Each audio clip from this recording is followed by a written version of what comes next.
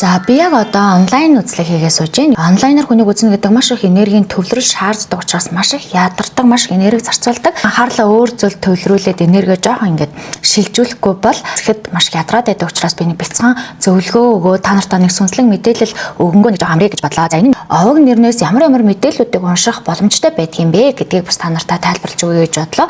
Сүнслэг утга учир буюу даалтад нь бас ямар бидний мэдэхгүй анзаараагүй зүйл байж болох вэ гэдэг талаас хүний овог нэр гэдэг бол энэ дэлхийн ертөнц энергийн гар үсэг гэсэн. Таны өөрийн дотоод сүнсний чадвар, мэдрэмжийн бэлэгдэл гэж үздэг. Ургийн нэр бол бид бүхний хамгаалдаг буюу удам содроо үг дээд систем нь холбоотой мэдээлэл түүхээс одоо үүдэлтэй нэр үг холбогдсон байгаа. Дөөрөө дуу авианыг гэрцтэй өөрийн гэсэн энергийн чичиргээтэй өөрийн гэсэн утга учиртай даалт болон ил дутгатай. Ер нь тухайн аавын тань нэрний утга учир гэсэндээ танд яаж энерги талаасаа нөлөөлдөг, сэтгэл талаасаа нөлөөлдөг, мөн энэ ям буюу арга бэлэг талынх нь одоо аль талаас нь танд илүү мэдээлэл одоо өгж үлдээдэг вэ гэдэг зүйлүүдийг нэрнээс унших боломжтой байдаг. Энэ овог нэрнээс нь юу гарч ирдэг вэ гэхээр шинж чанарын 2 тоо гарч ирэх боломжтой байдаг. Өдрөөс нь бол шинж чанарын 1 тоо гарч ирдэг. Ингээд энэ 3 тоог нийлүүлээд амьдралын код буюу таны энергийн кодлогдсон мэдээллүүдийг аль болох задлж тайлбарлаж те гарч байгаа тоонууд танд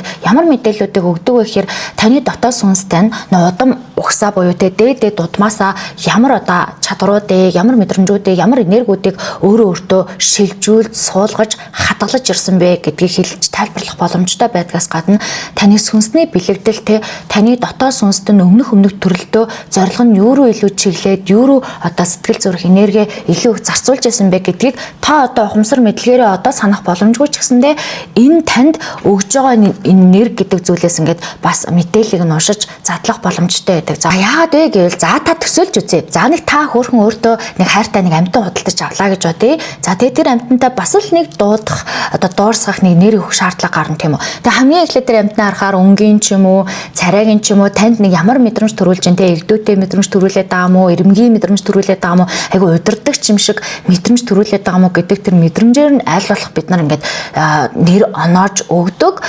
Тэр оноос нь нэр нь амьтай зүйлээс ялгарч байгаа энергитэй уялдж байгаа учраас ингээд хүмүүс аль болох ингээд нэрийг өгдөг. Гэтэл зарим тохиолдолд бол тухайн хүнийхээ энергитэй, тухайн хүнийхээ байгаа байдалтай энерги зохицохгүй байх тохиолдол маш их гардаг.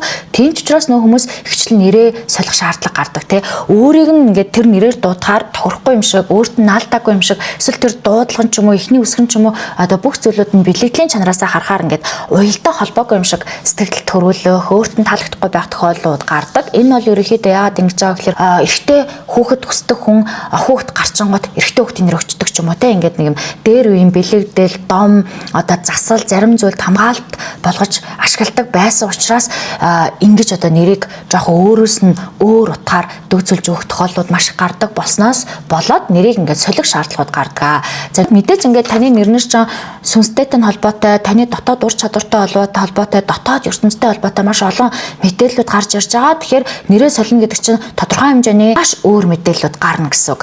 Та ингээд нэрээ солио гэдэг үлийн үрийн карма буюу энэ дэлхийн ертөнцийн өөрийн тарьсан үрийнхаа үйлийг бол арилгана гэж бол байхгүй. Дадал зуршил те ингээд өмнө нь юу хийдэг байсан, юу идэж уудаг байсан яг тэр дадал зуршил ч гэсэндээ хിവэр үлддэг гэж үздэг. Сэтгэлгээ таны тарих майнд буюу сэтгэлгээ ч гэсэн хിവэр үлдэн харин гол нь дараагийн амьдрал буюу өөр амьдралын шилжилт, өөр энергийг өөрийнхөө амьдралд оруулж ирэх төлхөөр бол байж болно.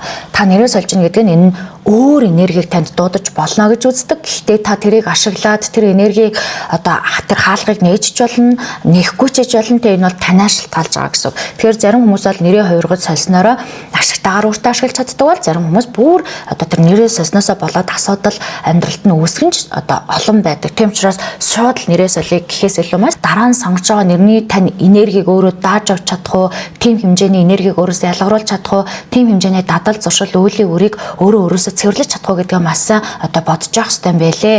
Эцнээс нөгөө нэр сольж явах явцад мэдээж одоо хүний уншиж байгаа байдал шал өөр нэрээр шилжиж байгаа учраас амьдралын энерги шилжилтүүд бас болдог. Шууд нэр солиод бүх юм өөрчлөгдөнө гэж байхгүй. Тухайн ингээд энерги шилжигдэх амьдрал дэлхийн ертөнц танд нэрээ сольж байгаа тэр сольсон нэрнттэй нь уялдуулах чадварууд нь танд өөрт нь байна уу гэдгийг шалгах шалгалтуудад одоо амжилттай давах те энэ амьдралаас ирж байгаа шалгалтууд ч те хувь тавилан, хувь зайнаас ирж байгаа шалгалтууд ойлголтууд те тэрийг одоо зөв давах мөн өөртөө сольж авсан нэрээ гоё нааж те өөртөө шингээж өөртөө нөгөө авцалдуулах гэдэг нь бол танаас шалтгаалдаг юм байлээ. Дэлхийд дээр тантай адилхан нэртэй маш олон хүмүүс байгаа мөн таныг төрхөөс өмнө энэ дэлхийн ертөнцийн дээр таны одоо нэр бас ингээд өөр хин нэгний нэр байсан тохиолдлууд гарч байгаа. Тэгэхээр энэ мэдрэмж тантай адилхан нэртэй хүмүүсийн амьдралд хандж байгаа, дэлхийн ертөнцид хандж байгаа, одоо гэр бүлтэй хандж байгаа тэр энерги нь бас дэлхийн ертөнцийн энергийн хувьд юм кодлогдоод, хадгалагдаад үлддэг юм байна л да.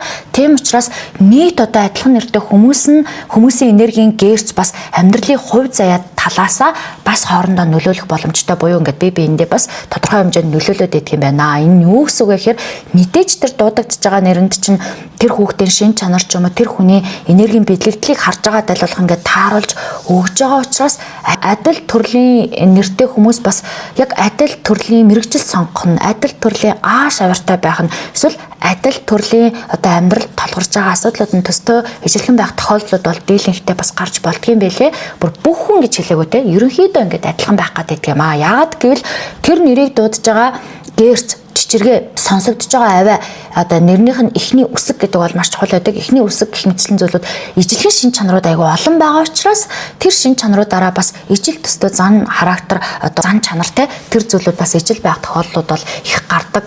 Ийм хамгаалан, амар амгалан, тайванч гэдэг юм уу, тогтуунч гэдэг юм уу ийм утгатай нэр өглөө гэж бодоход нэр нь өөрөө ингээл тайван, тогтуун гэдэг мэдрэмжийг ийм одоо хандлагыг шууд хүнд ингээд төрүүлж байгаа учраас хүн яг тэр нэрэнд нь байгаа мэдрэмжийг тэр хүчийг хүнээс ингээд тайгаад байдаг те тогтуун байна уу, тайван байна уу гэд одоо далд хумсарт автоматар тэм шин чанарыг өөрт нь хилээд байдаг. Ямар одоо амгалан юм бэ, ямар тайван юм бэ, нэршгэ гэх мэтчлэн ингээд хилдэг штэ те. Өөрөө тийм гэдгээ мэдээгүй эсвэл таньж мэдээгүй эсвэл тийм биш байлаа гэж бодоход дандаа энэ энергийн хувьд тийм утгатайгаа холбогдоод, дуудагдаад, хилэгдээд ингээд шинжүүлээд байхаар хүн өөрөө бас ингээд би тийм юм байна гэд ингээд далд хумсартаа өөрийгөө одоо хянах боломжтой байдаг учраас нөгөө хүний нэрийг анхаараараа дуудахад нь ирчүүч мэдрүүлэх юм уу, удирдах ч юм уу те дотн санагдах нь уу гэдгийг ингээд бодож өгөх нь бол айгүй чухал байна. Таны энергийн мэдээллүүдийг гаргаж ирж байгаа таны дотоос үндэсний ур чадварыг, таны сүнстэй нь юу хийхээрээ баярлдгийг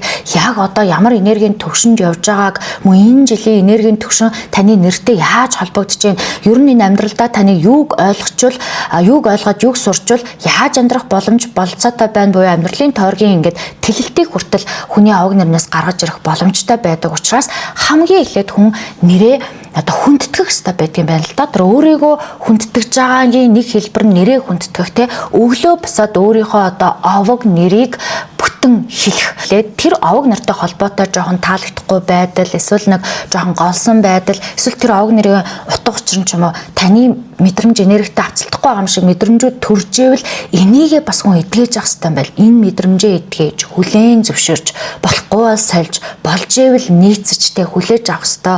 Мөн өөртөө ингэж үргэлж хүндэтгэж, гоё хэлж тэр аваг нэрээ юун дээр зурж ийн те эн чинь миний хүчтэй ухамсар уу, хүчгүй ухамсар уу, бодолтой ухамсар уу, бодлого ухамсар уу гэдгийг бас тодорхой хэмжээнд бусдад ингээд илэрхийлж байгаа нэг тунхаглаж байгаа арга гарц миний нэг илэрхийлэл болж байгаа гэдэг утгаараа өглөө босоод өөрийнхөө бүтэн аваг нэрийг хэлээд өөртөө хүндэтгээд тэр аваг нэртэй дуудагдж байгаа одоо тэр мэдрэмжийг нь өөртөө мэдрээд те таны аавыг тань нэрэнд орсон үг утга учир ч гэсэндээ танд ямар мэдрэмж төрүүлж ийн түүнийгээ бодоод хэрвээ эдгэх шаардлагатай бол эдгэж уучлж өршөөж хүлээн зөвшөөрөөд тавьж явуулаад одоо хэлэхэд хүчтэй сонсголонтой танд таалагдж байгаа бол баярлаж талархаж энэ үзэл бодол энэ энерги нь надтай холбогдож байгаа гэдгийг өөрөө дотроосоо ингээд мэдрэх хэрэгтэй байдгийн байлээ.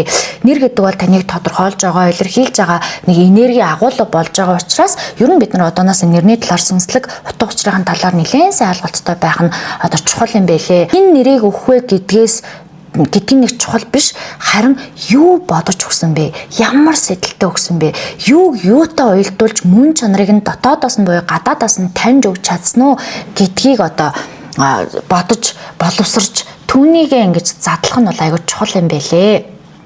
Өөртөө холбоотой энерги утгаа бас мэдэхгүй талаас нь мэдэж задлах болохгүй талаас нь задлж аваад таалагдж байгаа зүйлүүдэд тэмдэглэлийн дэвтэр дээрээ бичиж авах, утгачлах, бие биедээ ярьж хэлж өгөх, өөрөө хүмүүстээ тайлбарлах ч гэдэм үү. Энэ үйлдэлүүдийг бас хийснээр та өөрийгөө таних, би хинбэ, би юу вэ, яг ч турсан бэ гэдэг энэ одоо өөрийгөө хайгаад явж байгаа энэ сүнслэг аялалттай нэг талаасаа бас нэмэр болно, нэг талаасаа дэмждэг болно гэж би бас бодож байна. Ингээд та нартай амжилт хүсье.